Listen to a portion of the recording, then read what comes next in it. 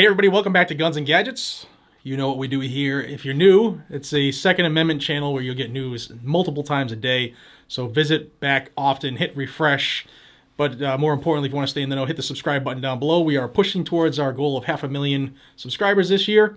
There's a large percentage of people who watch that aren't subscribed, and I'd be closer to 1 million right now if y'all jumped on board. Hint, hint, wink, wink. If you'd like to help the channel, that's a great way. And then thumbs up the video and share it if you would.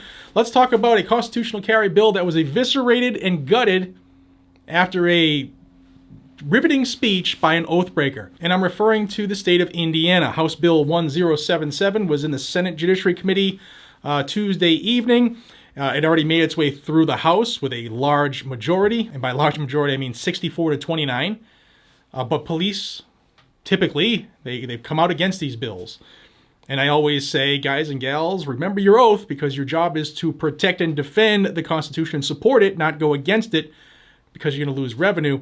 Well, the last person to give testimony on Tuesday night was the Indiana State Police Superintendent. Douglas Carter is his name, and shitting on your constitutional rights is his game. And in order to stay on topic and not go on a tirade, I'm going to put some things on the screen here. Now, Superintendent Oathbreaker Carter, when it was his turn on the mic, said, "This is the problem with the supermajority. It stifles, prohibits, oftentimes limits public debate," and they have a Republican supermajority there. "I sure hope you choose to show deference to law enforcement professionals that understand the magnitude and the frontline effects of this legislation, rather than the possibility of getting reelected or elected the next primary."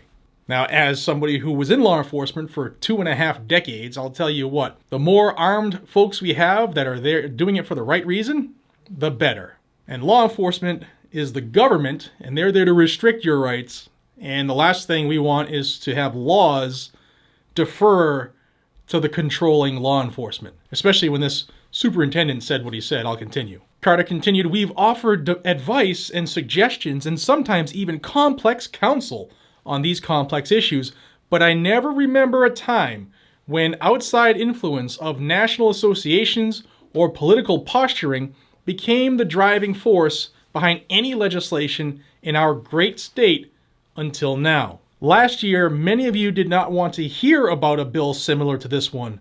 So what changed?" Kind of a riveting support for our constitutional right to keep and bear arms, right? By the chief law enforcement officer of the Indiana State Patrol or Police or whatever the hell they want to call themselves.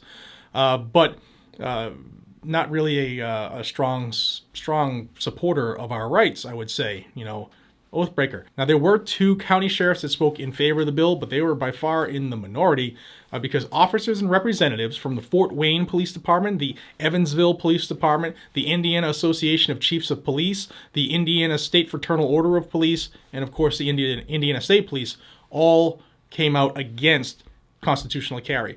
For some reason, there's a misconception here across the country, everywhere where it's submitted. It's going to turn into the Wild Wild West and violent crime will skyrocket. It's always the opposite. Always the opposite. Violent crime goes down. But they seem to think that criminals will get their hands on guns if there's constitutional carry. Oh, friggin' newsflash, boys in blue and gals in blue. Criminals get guns anyway because criminals are criminals. They don't follow the law. So allowing or removing your governmental restrictions or permission slips is not going to affect the criminal. It hurts sometimes. So after the testimony, an amendment was submitted, and this amendment gutted constitutional carry. Gutted it. What it did was to take the version that was submitted and pass through the House, where you didn't need a governmental permission slip to carry as long as you weren't federally prohibited, that you needed to still have a permit unless you had applied for your permit and there was a delay from you getting approved to the point where you got your permit. You would be allowed to carry, permitless until your permit arrived.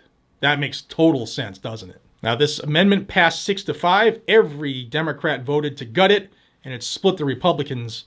And the bill seems dead. Now, there is still a chance that it could be reverted back to the original bill, the original wording of constitutional carry, but it would take debate on the Senate floor, and I just don't know if that's going to happen. We'll have to wait and see, and a lot of it's going to depend on how much pressure you, the residents, can put on these clowns. I might also add that even though it was gutted, after it was gutted and changed fundamentally, they voted to pass the bill to the floor. So it is going to the floor for consideration, but it's just not constitutionally carry anymore.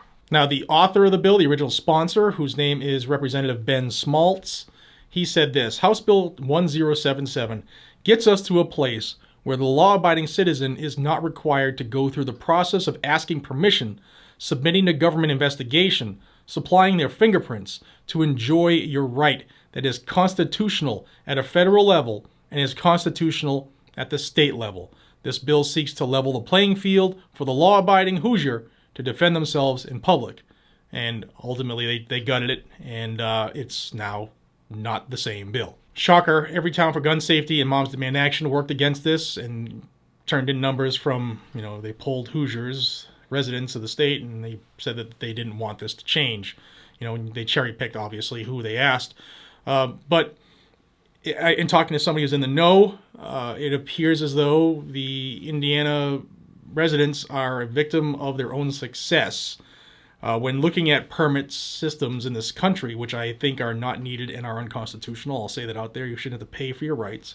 And that's because their permit is free, and I don't think it expires anymore either. So, bad news out of Indiana, but there's still a sliver of hope. If you want to get seriously motivated and engaged in your state, I suggest you do it now and don't wait. And while you're at it, call your governor and let him know that his choice to lead the state police is a very, very fine example of a Constitution-loving law enforcement professional.